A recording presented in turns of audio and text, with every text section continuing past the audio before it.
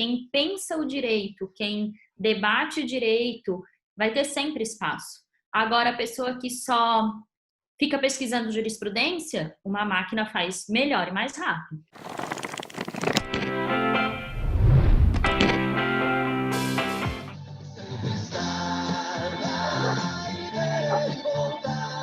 Olá, você que nos escuta, olá, você que nos assiste, eu aqui de novo, Marcelo Pertilli, professor Marcelo Pertilli, junto com o meu parceiro de time, professor Juliano Keller do Vale. Tudo bem, professor? Professor, o senhor escuta a trilha sonora de hoje?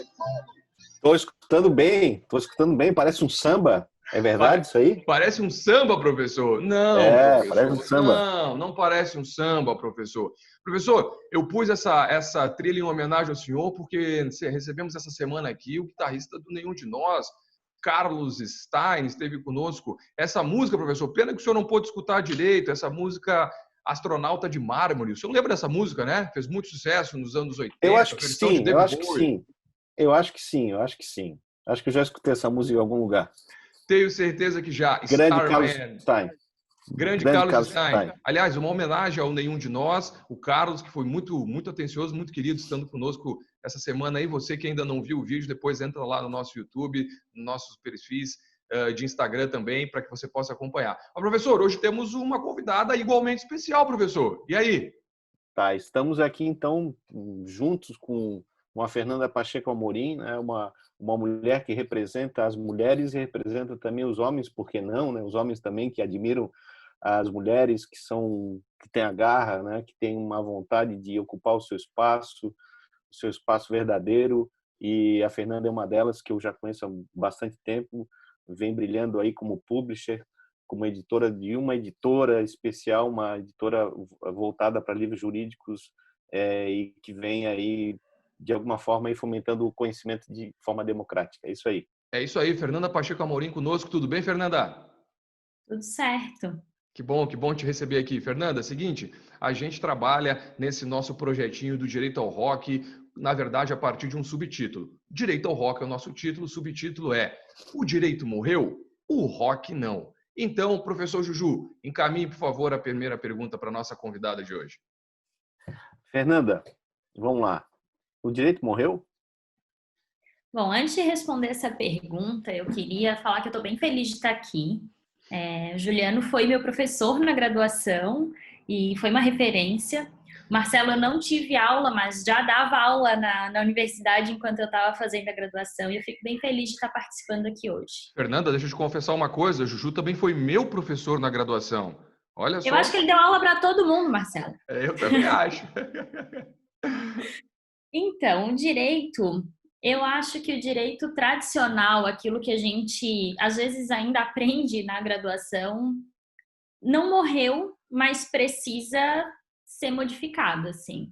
Eu estudo inteligência artificial aplicada ao direito, junto do professor Alexandre Moraes da Rosa, e avaliando as tecnologias que têm surgido, as coisas que têm entrado assim para a área jurídica. Inclusive, nós abrimos uma Lawtech há pouco tempo, eu e o Alexandre, a gente tem produzido produtos para o direito, né, produtos tecnológicos para o direito, e eu acho que o direito tradicional está morrendo, digamos assim.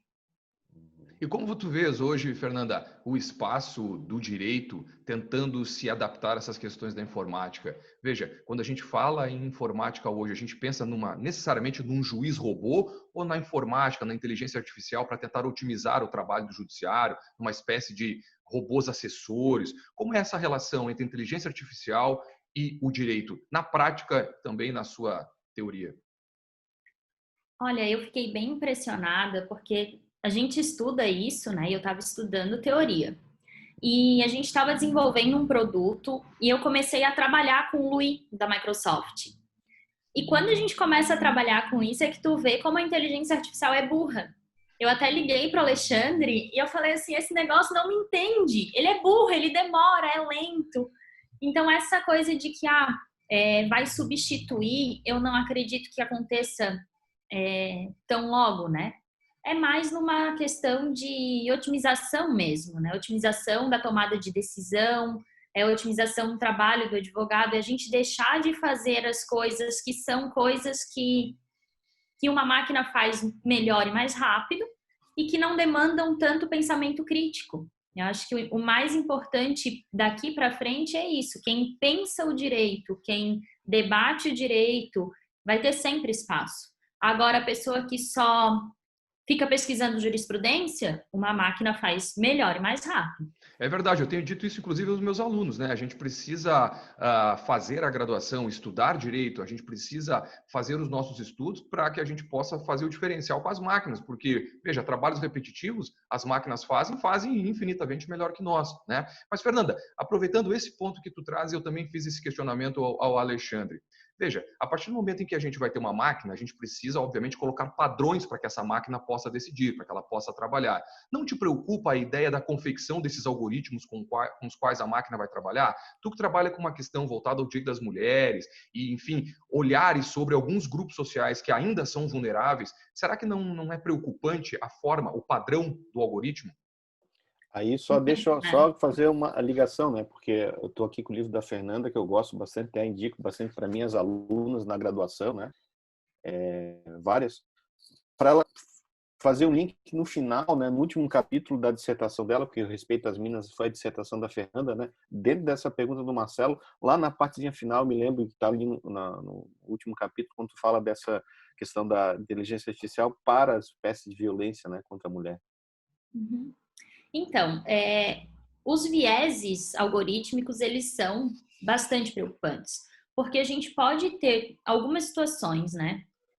Teve um livro chamado Dados em Números, que eu gosto bastante, ele traz alguns exemplos nesse sentido. Teve um caso de um algoritmo de reconhecimento facial, que ele foi alimentado com imagens de pessoas brancas. E ele não conseguia reconhecer os rostos de pessoas negras, porque ele não teve uma alimentação adequada. E no direito, isso é muito, muito problemático, né? Porque se a gente alimenta um algoritmo com as decisões que a gente tem hoje, passadas, por exemplo, a gente vai ter um algoritmo que vai ter um viés machista, misógino, racista, classista, que é o que a gente tem de, né, generalizando, é claro, não são todas, claro, mas a gente tem muita decisão nesse sentido. Então, e a gente não sabe direito, por exemplo, o Victor do STF, como é que aquilo foi construído, né? Como que o Victor pensa? Como foi a construção daquele algoritmo? Isso não é claro. O Victor é uma inteligência artificial que já trabalha no Supremo, né? Exatamente. E o Victor hoje ele faz análise de demandas repetitivas, ele não está ainda nessa etapa de otimização de decisão, mas a proposta é que ele faça isso. Mas a gente precisa saber, eu preciso saber como o Victor pensa para poder me preparar enquanto advogado, enquanto advogada, para atuar perante isso. Porque ele será um auxiliar do ministro. Claro. E esses vieses, eles são muito delicados, né? Porque a gente já tem isso acontecendo com as pessoas que ali estão no judiciário. Não deixa de ser uma alteração cultural dentro da tecnologia. Só para responder ao Juliano, que agora eu lembrei da pergunta, eu construí um aplicativo, um software para controle de medidas protetivas, que ele tem reconhecimento facial, inteligência artificial, geolocalização, é um software bem completo, assim. Só que é muito custoso financeiramente desenvolver esse software, porque ele tem uma série de funcionalidades, né? Eu tenho conversado com a Assembleia Legislativa, buscado patrocínio do poder público, porque ele não vai trazer um retorno financeiro. E daí essa é a minha maior dificuldade, eu não consigo vendê-lo porque, ou achar um patrocinador, ele não vai ter retorno financeiro, ele é um software free. Mas a ideia, então, assim, por exemplo, a mulher ter um aplicativo desse no celular, né, como se fosse assim, um botão de pânico, assim, algo... Ele é um pouco mais do que um botão do pânico. Seriam 3 interfaces, uma para o Estado, uma para o agressor e uma para a vítima. Então, dentro do aplicativo, ele faz o controle da localização, do distanciamento.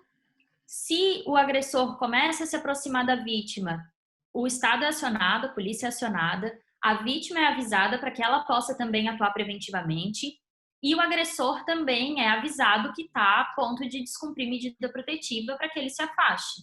Se ele insiste em chegar perto, o celular começa a fazer um aviso sonoro bem alto, dizendo, ó, essa pessoa está descumprindo medida protetiva para tentar minimizar os casos mesmo. Tem botão do pânico, tem reconhecimento facial, porque eu preciso saber que o agressor está com o celular com ele o tempo todo. Então, em momentos alternados, aleatórios, ele tem que se apresentar para a câmera do celular para comprovar que está com o telefone. Tem inteligência artificial, porque a gente propôs um chatbot para conversar e fazer encaminhamentos tanto para a vítima, em linguagem natural, né, quanto para o agressor. E daí ele tem mais algumas funcionalidades assim para tentar minimizar essas situações mesmo e para que a mulher tenha autonomia, para que ela também se sinta muito dona da situação, né? Para que não fique ali refém daquele terror psicológico que em casos de violência doméstica acontece muito. Uhum. Fernanda, aproveitando o link com o teu livro, tu és da editora E+. Fala um pouquinho da editora pra gente, fala um pouquinho dessa vida de publisher, né? Como é trabalhar no meio dos livros, especificamente dentro do meio dos livros jurídicos. E também, assim, a minha curiosidade também, assim, para Fernanda nisso, né? Porque a gente escreve um livro, manda para a editora, vê capa, diagramação, mas a gente não sabe o Dia a atrás dia. disso, né? O dia a dia, né? O papel, a capa. Então, eu sempre fui apaixonada por livro. Desde pequena, assim, eu tenho foto com 3 aninhos com o gibi de cabeça para baixo, porque eu queria estar agarrada em livro. E eu sempre falei que se eu pudesse trabalhar com livro, eu ia ser muito feliz. E aí acabei indo para o direito e a editoração, ela veio como uma surpresa, assim, não foi algo que eu caminhei para aquilo caminhou para mim. E a EMAIS eu digo sempre que a EMAIS é o meu lugar no mundo, assim, eu sou apaixonada pelo espaço físico e pelo conceito da EMAIS, né? A gente tem como propósito conhecimento acessível, então a nossa taxa de editoração ela é uma taxa bem acessível, a gente tem livros em valores acessíveis, que a ideia é disseminar conhecimento mesmo, assim.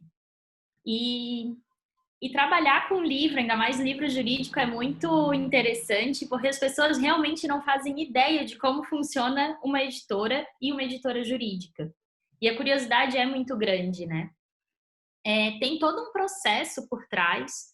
A gente trabalha bastante em cima de texto, em cima de capa. E às vezes eu não sei, o Alexandre até me falou, o Alexandre Moraes da Rosa, que é meu sócio, né? Mas ele me falou assim, Fê, tu tem que gravar vídeos e tu tem que falar como é que acontece uma capa, por exemplo. Disse, Alexandre, o problema é que às vezes eu não sei como é que acontece uma capa. Às vezes eu acordei e eu pensei, nossa, a capa daquele livro ia ficar boa assim. Nos livros dele, ele participa ativamente, né, do processo de escolha da capa e normalmente surgem momentos absolutamente aleatórios, assim, a gente está falando de qualquer coisa e aí um tem uma ideia e a gente vai construindo juntos. E com a Aliás, maioria dos autores... Então, sobre isso eu tenho até um depoimento, porque eu participei da confecção da capa do livro da Thaís, a minha companheira, Thaís Perquilli, e nós estivemos na sede da EMAIS justamente para debater detalhes de capa, e é uma fase muito gostosa, né? Uma fase muito legal, tu vai tendo ideias, aí vai trocando ideias, o que pode ter de referência para o livro, enfim, uma parte muito legal. Mas, Fernanda, e qual é o espaço que os livros jurídicos têm hoje no mercado de livros, aliás, no mercado cultural como um todo? Essas grandes editoras, né, grandes livrarias e editoras, né, porque a EMAIS aqui, ela é uma editora já conhecida, veja assim, consagrada, mas a gente não sabe, né, como isso funciona no Brasil, né? Então, a gente teve uma redução, assim, considerável da compra de livros jurídicos. Teve uma redução em torno de 68% desde 2014 na compra de livros jurídicos. Mas tu atribui isso a alguma questão específica? Por que 14? Eu acho que o mercado mudou e as editoras ainda não perceberam, porque a gente tem nadado contra a corrente, assim, a EMAIS tem crescido consideravelmente, as nossas vendas só aumentam e eu atribuo isso muito ao estilo de livro que está sendo publicado. Não, aqueles manuais com uma linguagem muito inacessível, aquelas coisas muito grandes, muito tradicionais do direito, têm perdido muito espaço. a gente tem apostado muito em uma linguagem mais jovem. E isso não quer dizer, quando eu falo isso, né, eu digo, não quer dizer que não tenha conteúdo e que não tenha referência e que não sejam livros muito bem fundamentados. A gente só tenta transformar numa linguagem mais acessível de fato, para que alguém que esteja começando a graduação minimamente entenda e consiga construir o conhecimento a partir daquilo. E a gente tem apostado muito em livros voltados para a prática, livros menores, mais curtinhos, que daí a gente pega temáticas pontuais. Eu não vou trabalhar o direito penal inteiro num livro. A gente vai pegar um ponto do direito penal e trabalha naquele livro, que é o que as pessoas normalmente procuram. Eu tenho um problema sobre o assunto X. Eu vou procurar um livro específico sobre aquele assunto para resolver o meu problema. Aliás, né, Então, fazendo um jabazinho meu aqui, né, Fernanda? Eu tenho um livro, Teoria Geral do Crime, que é só um recorte do direito penal, publicado pela EMAIS. Mas, Fernanda, e eu queria te perguntar também, como é que é o processo de escolha do conteúdo, então, que vai ser publicado? Como é que é? A pessoa procura vocês é que estão atentos para saber o que vem sendo publicado? Como isso funciona? Existem várias formas, né? Tem coisa que às vezes a gente quer, né? Sabe que as pessoas têm interesse e daí a gente contrata a publicação do livro, procura a pessoa certa para escrever aquele livro. E tem gente que nos procura que tem a obra pronta e quer publicar. E daí passa por toda uma análise. Eu faço a leitura da obra, se passa primeiro por mim, depois vai para o conselho editorial. Se não passa por mim, já nem vai para o conselho, a gente vai fazendo essas análises assim, mas dá para contratar a escrita, para combinar a escrita e dá para chegar de outras formas. Inclusive, a gente está nessa de contratação de escrita, a EMAIS está lançando no início do ano que vem, está todo mundo escrevendo agora, já que falou do teu livro de direito penal, vou usar o exemplo da coleção. A gente está lançando uma coleção de dogmática penal só com mulheres. Que legal. Posso falar só um pouquinho sobre isso? Porque Claro. é uma coisa assim, que eu estou apaixonada. Vai ser coordenada pela professora Chiavelli. E isso surgiu numa banca de graduação que fizemos eu, ela e o Alexandre. E o rapaz estava falando sobre feminicídio e toda a dogmática dele, a referência de dogmática, eram homens. E daí foi um questionamento que a gente fez, mas não achou nenhuma mulher. É muito difícil achar livro de mulher escrevendo sobre dogmática. Assim, olha, até acho que não é. Mas já que não está tão claro, então vamos deixar fácil de achar. E aí a gente está com um time de peso assim na coleção e começa a sair ano que vem. Que bacana, eu conheço a Chiavelli, nossa colega da Universidade Federal. Isso. Opa, muito legal. Aliás, Fernanda, reserva um para mim já, então, por favor. Tá? Aliás, Fernanda, reserva 2. Vou dar um de presente para o professor Juju. Tá bem? E a gente vai chamar a Chiavelli também aqui para vir no programa. Isso, né? a Chiavelli estará conosco. Fora de série doce, né? Pessoa fora de série. Fernanda, mas vamos lá. Fernanda, vamos encaminhar a segunda parte. Me diga agora, por que na tua vida o rock não morreu? Olha, Marcelo, eu sou muito musical. Muito. Assim, eu sem música não vivo. E eu tenho algumas playlists. Eu sou bem eclética, né? Eu tenho, assim, do funk ao rock. Mas não morreu porque isso não tem como morrer, né? Como é que nenhum de nós vai morrer? Enfim, tem vários, assim, que... Eu gosto muito de rock mais jovem, tem um pessoal produzindo umas coisas bem legais. E não morre nunca, eu acho. Acho até porque, e aliás, essa é a ideia central do programa, porque o rock é um ambiente clássico para esse ideal contestador, né? Ou seja, o rock nós trabalhamos aqui como o primeiro grande gênero musical surgido das crises da modernidade. E a Fernanda trabalha com cultura, professor, porque trabalha com literatura. Então, a Fernanda conhece muito bem essa relação, né, Fernanda? Que a forma de expressar cultura, expressar sensações, ela acaba se interseccionando com o direito. Eu acho que uma prova disso também, fazendo um outro jabazinho aqui, é o próprio livro da Thaís, né? Onde, a partir de uma perspectiva cultural, tradição, se faz a intersecção, de novo, da cultura, literatura com o direito.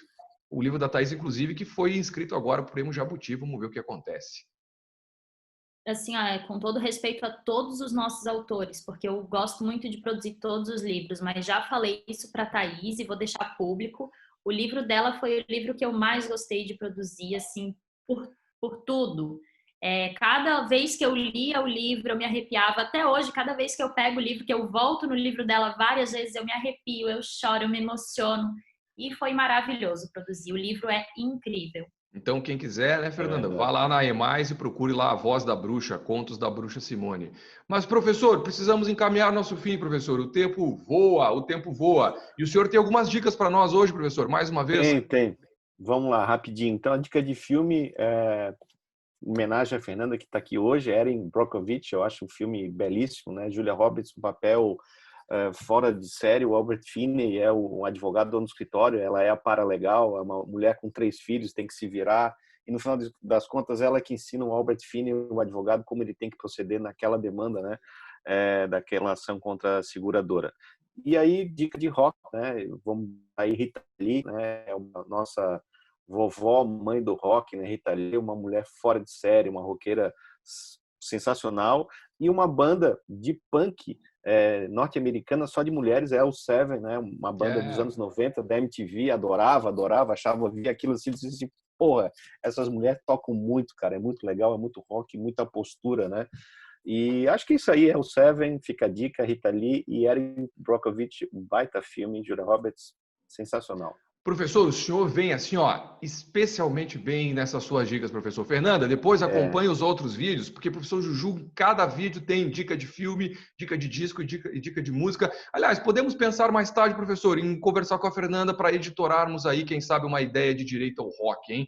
Vamos pensar em alguma coisa. Mas, professor, eu também queria dar uma dica hoje, porque eu comecei a assistir uma série essa semana que eu achei muito interessante, e a série é Black Earth Rising. Achei muito interessante sobre o Tribunal Penal Internacional e lembrei de uma música chamada Where Streets Have No Name, de uma das bandas que eu gosto muito, U2. Então você vá lá no YouTube, bote lá Where Streets Have No Name, mas bote no YouTube e tente procurar o vídeo deles tocando em Sandcastle. Eu acho que é de 2002, deve ser o vídeo. 2002. É da turnê Elevation, do disco All That You Can't Leave Behind. Né? Acho que é isso. É genial aquela versão, então é uma das coisas mais lindas que eu já vi, a performance do Bono Vox naquela música. Lembrando que Where Streets Have No Name faz referência ao lugar onde as ruas não têm nome, fazendo referência justamente ao continente africano. E você vá lá depois e assista também a série, vale muito a pena trabalhar algumas questões ali do Tribunal Penal Internacional e como se vê os problemas genocidas que acontecem no continente africano. Fernanda, muito obrigado por ter estado conosco, ainda que virtualmente. Vamos trabalhar melhor essa ideia aí, hein, Fernanda? Quem sabe tenhamos aí uma boa ideia. Direito ao rock, professor Juju e Marcelo. Vamos pensar nisso. Professor Juju, obrigado mais uma vez pela parceria. É isso aí. Estamos sempre juntos, meu parceiro de Crime Perfeito. Fernanda, obrigado. Manda um grande abraço para todo o pessoal da EMAIS, especialmente para o nosso querido amigo Alexandre, nosso terceiro mosqueteiro, já esteve conosco. Você que nos acompanha ainda não viu, procura aí no nosso feed, tem vídeos com o professor Alexandre também. E a Fernanda pode ser a nossa 4ª mosqueteira, né? Então, fechado. Vai fazer o negócio. Fernanda, obrigado, valeu. Grande abraço a todos vocês que nos acompanham. Logo mais estaremos aí de novo para discutir outros institutos, outros discos e outras músicas. Até a próxima, pessoal. Tchau. Tchau.